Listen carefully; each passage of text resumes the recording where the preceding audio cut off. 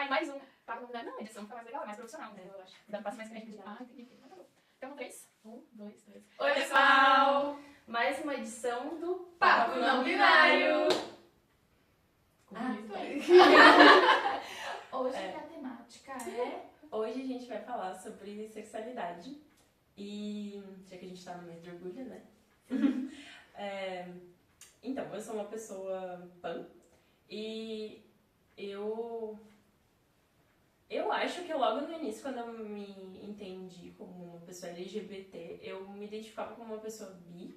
E aí... Mas durou pouco tempo, logo eu descobri que pansexualidade era uma coisa que existia. E daí eu logo me identifiquei. E eu acho que... eu tenho 18 anos, né? Então eu cresci tendo muito contato já com rede social e jogos e comunidades do Facebook. Então, desde cedo, eu acho que eu tive muito contato com muitas pessoas e pelos jogos, enfim, pelos lugares que eu estava, das coisas que eu fazia, enfim, que eu gostava de fazer, eu... Enfim, conheci personagens de jogos que eram LGBT, que eram pansexuais, e daí eu sinto que isso sempre teve muito em pauta na minha vida, desde que de pré-adolescente, enfim. E daí, na minha casa e com os meus amigos, eu sempre me senti muito essa liberdade de experimentar mesmo e conseguir me entender nesse lugar.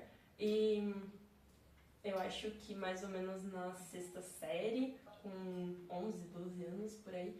E aí conhecer outras pessoas, na época meninas, né, que também eram LGBT, e daí viver um pouco dessa coisa da comunidade. Tenho muitos amigos dessa época que são meus amigos até hoje, pessoas LGBTs, e isso acho que eu tive uma oportunidade muito, muito legal. Tu?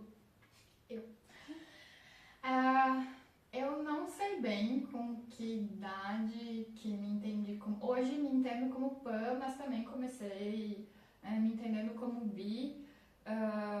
Acho que nunca passei por me entender realmente como hétero, pelo que eu me lembro. Acho que eu cheguei a me questionar se, enfim, alguma outra coisa.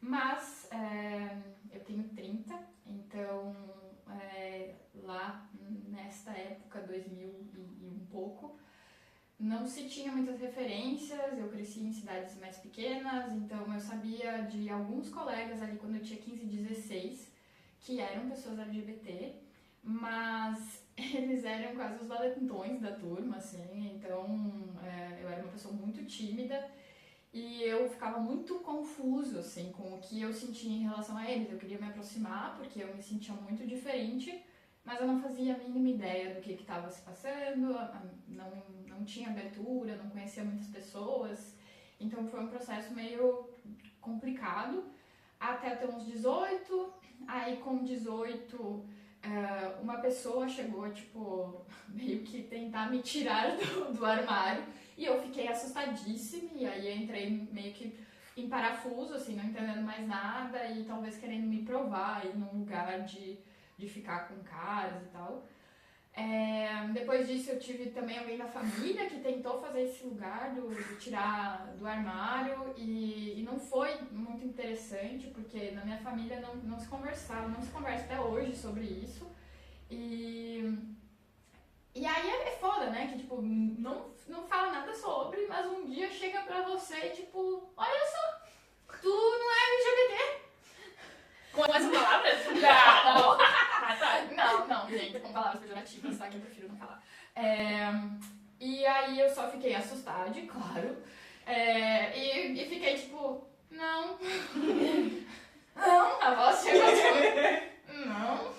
Mas também não sabia, tá, gente? Também não sabia. E eu tive fases bem complicadas, assim, mentalmente falando, então era um tanto complicado. Também não sabia muito o que acontecia. E também teve uma outra daí ali também, pelos 18, que pessoas, na época, amigas, acabaram também tentando me tirar, assim, do armário e me dando de presente uma cueca. Hoje, gente, manda cueca pra mim, galera!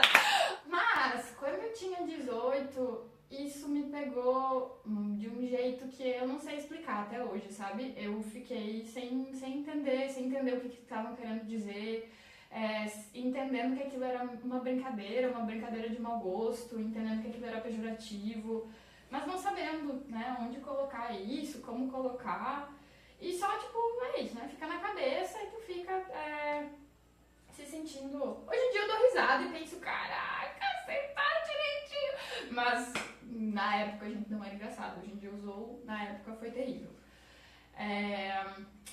E aí com 18, acabei, acho que ficando aí com a primeira pessoa que se identificava com mulher, foi um tanto traumático também e tal.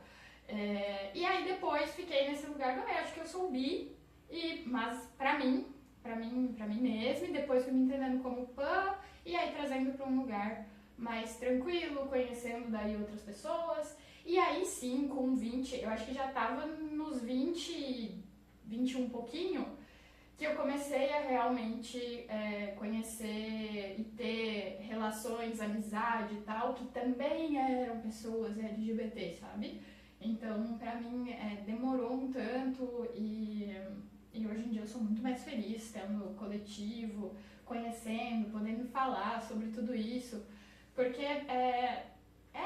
rolava esse lugar, esse meio desespero interno de não ter um lugar, de não saber onde eu me encaixava, de ouvir que as outras pessoas não se interessam. Como assim? Vocês não se interessam por todo mundo? Não que eu me interessasse por todo mundo, veja bem. Mas pra mim ali, tipo, uma pessoa chamava atenção, outra pessoa também já tudo podia ser, tipo isso. Então acho que mais ou menos isso, resumidamente. Muito bom. Pois é, pessoal, aparentemente eu sou a única pessoa millennial desse pessoal que tá aqui. É millennial? Tá, eu tenho 32, vou fazer 33 daqui uns dias. Eu cresci no interior do interior, então assim, referência LGBT, agora enquanto vocês estavam falando, eu me lembrei que teve um diretor do meu colégio, que eu estudei ensino fundamental e médio, assim, é tudo no mesmo lugar, no interior. Eu lembro que tinha um professor que era gay, que ele foi diretor uma época e tal, então, mas era muito esse lugar era uma pessoa que sofria muito, né, numa cidade pequena, sem referências, enfim. Então, eu sabia, mas não é como se fosse uma referência. E aí também eu nunca me questionei sobre nada, eu era uma pessoa cis hétero até meus 23 para 24 anos. Eu já estava na faculdade nessa época e aí foi quando eu me relacionei pela primeira vez com uma mulher e foi algo super impactante e revolucionário na minha vida, porque eu sempre tive umas ideias, assim, eu sempre tive o cabelo muito comprido até essa idade e sempre tive muito uma vontade de raspar a cabeça, sempre tive essa vontade. Só que com qualquer pessoa que eu falasse sobre isso, era sempre, nossa, por que você vai fazer isso? Teu cabelo é tão bonito, porque não sei o quê. E essa pessoa foi a primeira pessoa que falou, tá, então vamos lá. Inclusive chegou a me levar no salão e eu não raspei completamente a cabeça na época, mas fiz um corte menor, raspei do lado, enfim. Então por um tempo eu também não tinha a opção de ser bissexual, porque essa pessoa, inclusive, tipo, não, agora tu é sapatão, entendeu? Agora é sapatão, não tem, não. Inclusive fui muito julgada, assim, por ter tido experiências prévias com homens e tal. Então fui sapatão aí por uns 7 anos. E o mais engraçado, assim, é que nesse período eu real não sentia atração por homens. Não tinha esse lugar, assim. E aí, depois desse período, eu voltei a me interessar por pessoas daí, no geral. E foi aí que eu comecei a pensar sobre realmente, e aí eu já não morava mais nessa cidade do interior, enfim. Mas eu tinha 28, 29 anos, quando eu fui pensar sobre isso, sobre o que era ser uma pessoa bi, pansexual e tal, no começo eu até me entendia como bi, mas com a não binariedade eu acho que faz mais sentido e eu me identifico mais com ser pansexual. Então hoje é dessa maneira que eu consigo viver.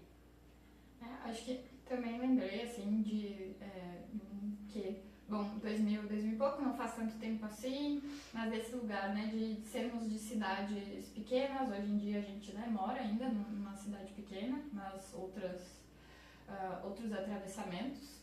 Mas eu lembro de inclusive, assim, né, ouvir que bateram no fulano quase até morrer porque souberam que fulano ficou com outro fulano. Sim. Então, não eram ambientes que abriam muito para você considerar algo diferente, né? Então, era bem complexo, assim. Eu sei que hoje em dia isso ainda existe em muitos lugares, infelizmente, por isso que eu acho que eu fiz questão, assim, de falar que é muito legal que muitos de nós hoje em dia tenham vivências diferentes, mas que a gente sabe que ainda existe, ainda é complicado. Esse lugar do aceito, mas não falo, ele às vezes ainda é muito complicado. E não é real um aceitar, um abrir, né? Enfim, isso. E eu lembro também dessa experiência toda, que eu lembro dessa pessoa, né, que era professor, diretor, mas era uma pessoa que veio de outro lugar trabalhar ali, da minha cidade, que nasceu ali, eu não sabia de ninguém. E depois eu fui pra faculdade, e na faculdade não tinha ninguém que se identificasse abertamente LGBT.